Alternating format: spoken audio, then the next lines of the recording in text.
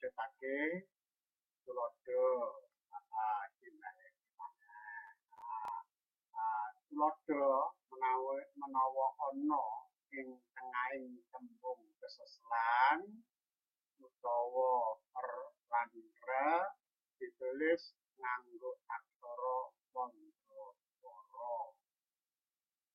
Kembali maneh menawa ana ing tengahing tembung keseselan ai utawa lan ditulis kanggo aksara mandraswara kaya tulodo ing iki. Ya ini, ya ini. Krasa enak, krasa enak, krasa enak, iki enak. Enak ini ana talinge. Iki ana pepetil. Iki wacane enak. Kremine mati. Iki kremine mati. Iki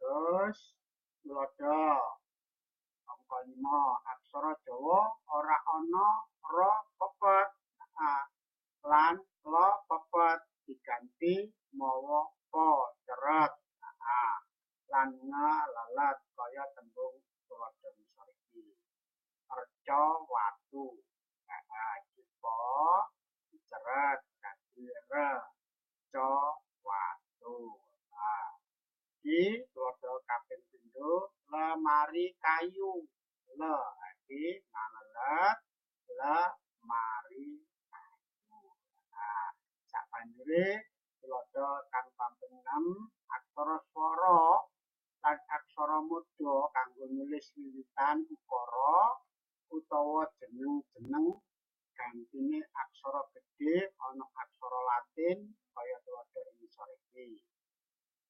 Tuladhane Bathara Kala. Ba iki huruf gedhe ba Bathara Kala. Nagara Sasra. Naga Sasra. No iki huruf gedhe. Iki huruf gedhe naga sasra. Tarmidi iki huruf gedhe. Iki tarmidi. Surabaya iki Surabaya. Palupi iki huruf gedhe kapital Palupi. Nyai Roro Kidul iki Nyai Roro Kidul. Gajah Mada iki huruf kapital Gajah Gajah Mada Gajah Mada Gajah Mada.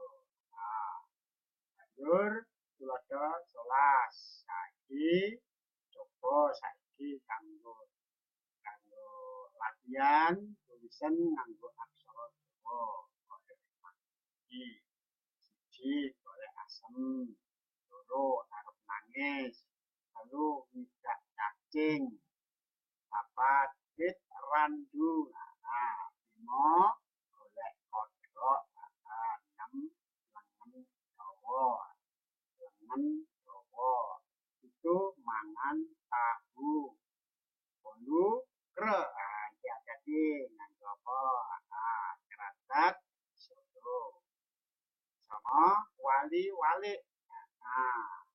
10 anak lanang, 11 upak mulut, 11 mulut dawet. Dawet nanging dawet. 11 nengklak jaran. 14 kopiahe kiai. 15 belum nyawang. 16 awak males. 17 anak aja. 18 dak balang foto. 19 arep full. 20 lho kok ngono. Iki coba tulisan nganggo aksara Jawa. Dilatih ben lancar beda pinter.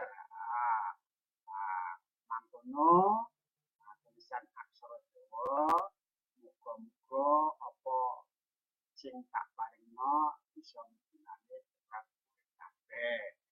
Muga-muga Gusti ngangkat derajatmu lan budaya bangsa Jawa iki langgeng lan bisa apa ya bisa langgeng lan bisa nyungkuyung sak kabehing bangsa Indonesia.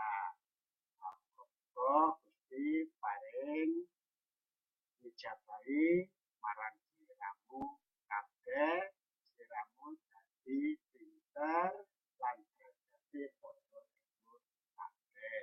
Amin, amin, amin. Rahayu ing pinanggih usana saking kula menawi wonten kekirange mangke kula nyuwun ing sabda ingkang monggo